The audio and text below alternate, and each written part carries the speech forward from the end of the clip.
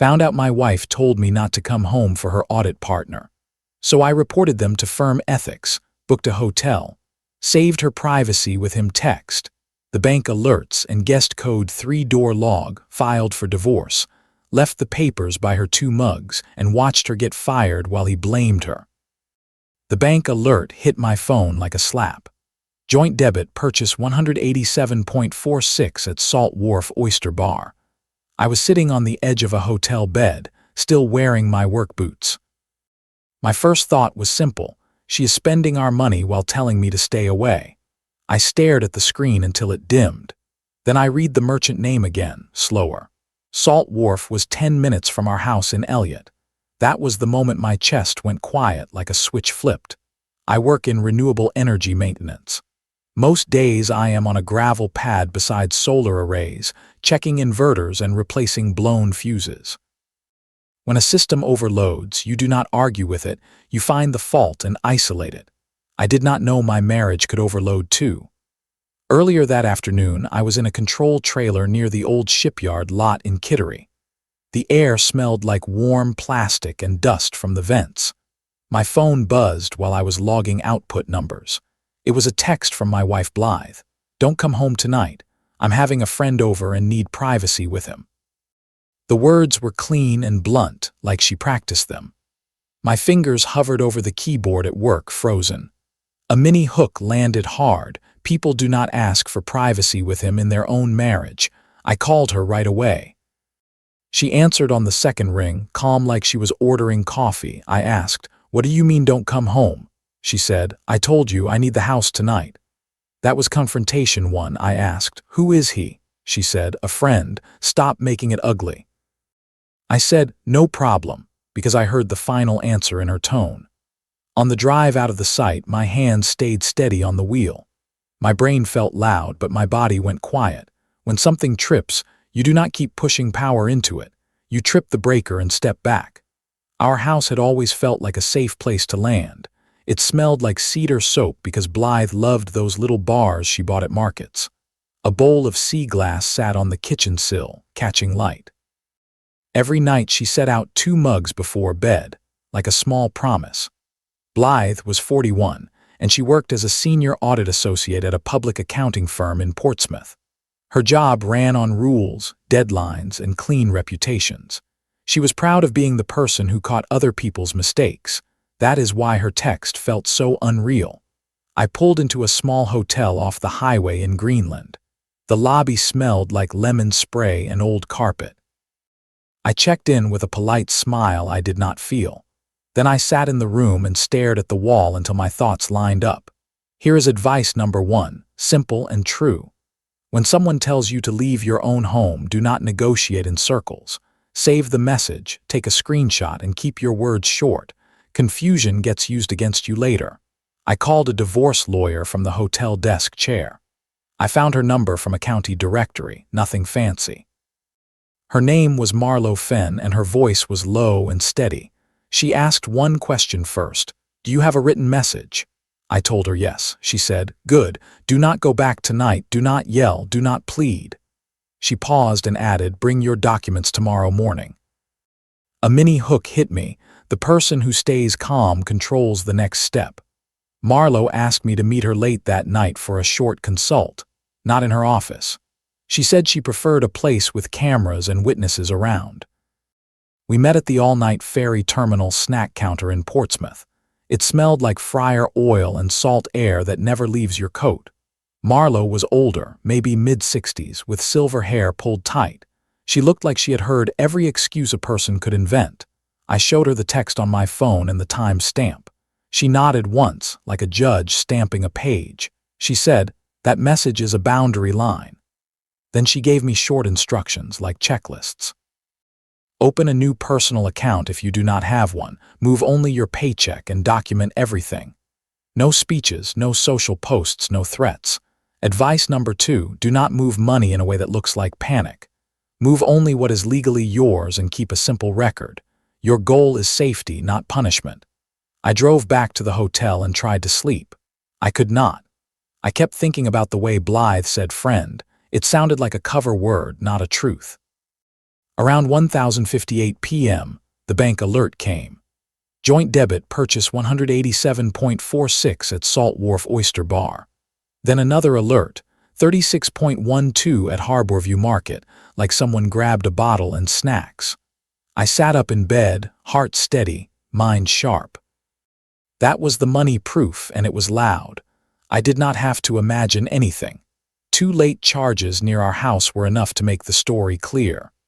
A mini hook line rose in my throat. If someone needs you gone, they are making room. I opened the home security app we both used. It was in my name because I installed it, and Blythe insisted on keeping it for peace of mind. I did not watch live video like a creep. I went to the event history because that is just a log. At 9:41 p.m., the front door unlocked using guest code 3. That code was supposed to be for her cousin who visited twice a year. At 9:43 p.m., motion was recorded at the porch. At 1:18 a.m., the door opened again, same code, and then it locked. That was the location proof. A home does not lie, it either opens or it does not. And that night it opened for him. I did not drive over, I did not knock. I did not do anything that would turn me into the problem. When a system is unstable, you do not lean on it. You trip the breaker and protect yourself. In the morning, I showered and went straight to work because my shift still existed. The solar field was frosted over, bright and cold. I checked a row of inverters and listened for the wrong hum. My life felt like that, a wrong hum under normal noise. At lunch, I met Marlo again, this time at her office building's small conference room in Exeter. Beige walls, a clock that ticked too loud, and stale coffee in a paper cup. I brought copies of the bank alerts and the security logs. I also brought my wedding certificate and our lease. Marlo did not react with drama. She said, "You will file tomorrow morning. Today you prepare." She told me to pack only personal items while Blythe was at work and to leave shared things alone. She said, "You do not need her permission to leave, and you do not need her agreement to file." That night, I did what she said. I went to the house while Blythe was at the office because her car was not in the drive and the place was quiet. The air inside smelled like cedar soap and leftover chowder from 2 nights ago. My hands did not shake, but my stomach felt hollow. I did not walk through rooms looking for scenes. I went straight to the closet and my dresser. I packed clothes, my work gear, my laptop, and the photo of my grandfather on the pier. I left the wedding gifts, the couch, and the sea glass bowl right where they were. I found one more thing without searching. A printed receipt was on the counter under the mail, folded like it was meant to disappear. Salt Wharf Oyster Bar, 2 entrees, 1 dessert, and a tip that made the total match the bank alert. The time printed was 11:07 p.m. That receipt was not new proof, but it added weight. Receipts stack like bricks. You do not need 1,000 of them. You just need enough to build a wall you can stand behind. I took 1 photo of the receipt and put it back. Then I wrote a short note in my notebook, date, time, what I saw. Advice number 3, keep your notes boring. Boring notes win against loud stories. Before I left, I did one access control move that was clean and legal. I removed my personal credit cards from the shared grocery app and changed the Wi-Fi password. I did not lock her out of the home. I just stopped paying for comforts while I was being pushed out. I drove to a short-term basement apartment in Rye that I found online. Not a hotel, not a fancy place, just a room with a small window and a heater that clicked. It smelled like paint and old books from the shelf by the stairs.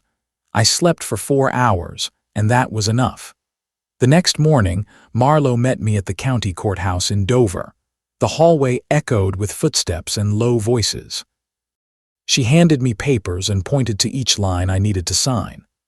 My pen felt heavy, but my mind felt clear. I filed that day. I walked out with stamped copies and a calm that surprised me. When a breaker trips, you do not argue with the spark. You accept the shutoff and move forward. I spent the afternoon moving the last of my things. I did it fast, clean, and quiet.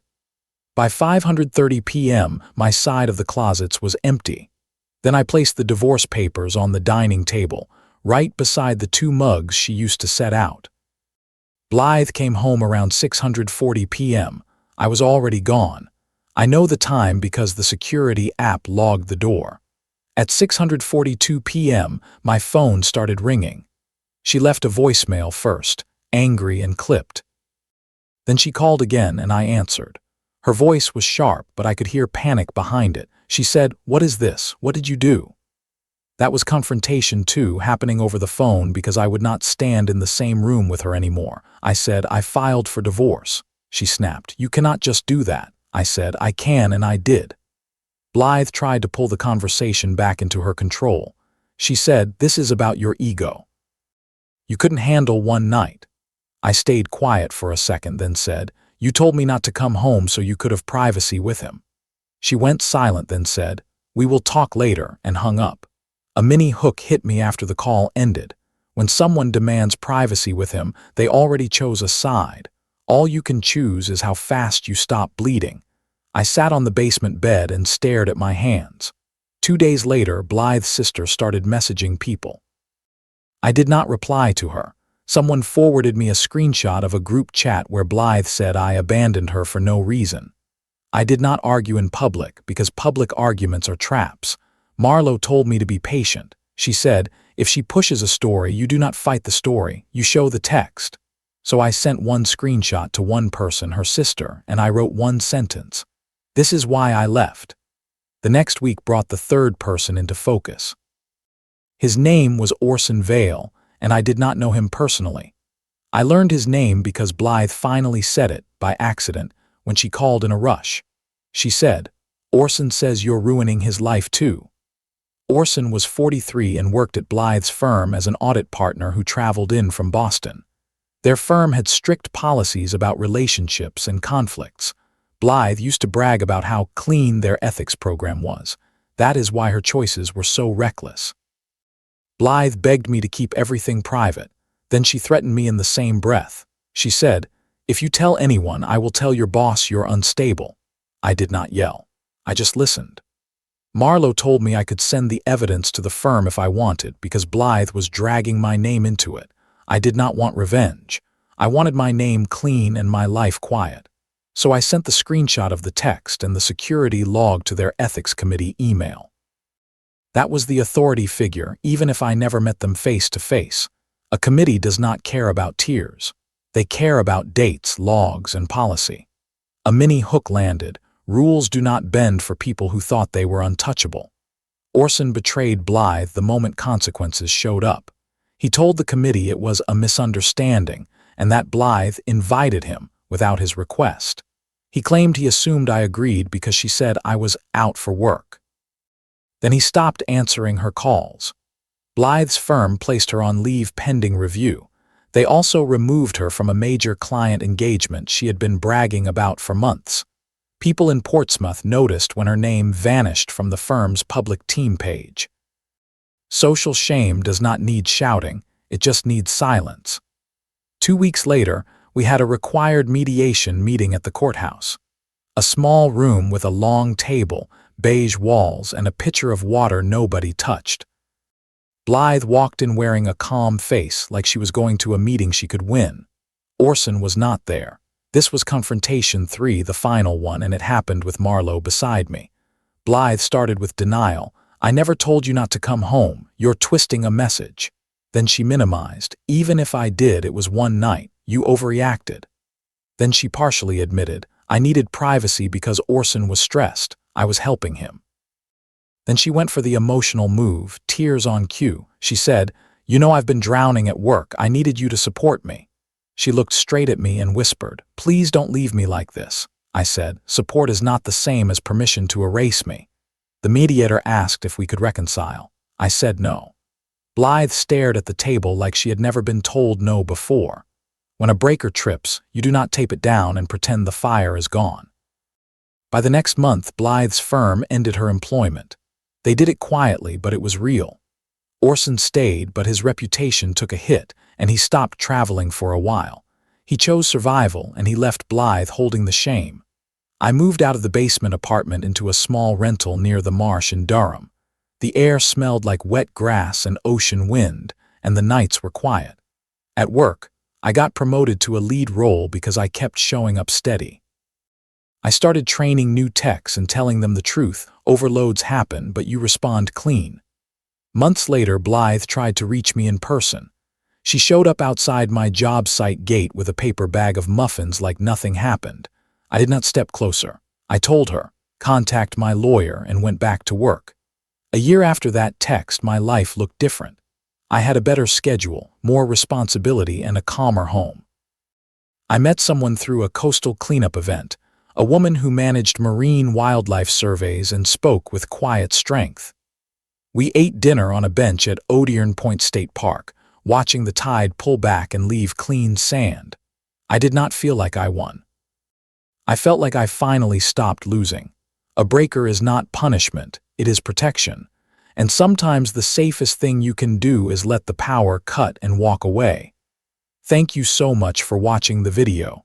Don't forget to like and subscribe the channel.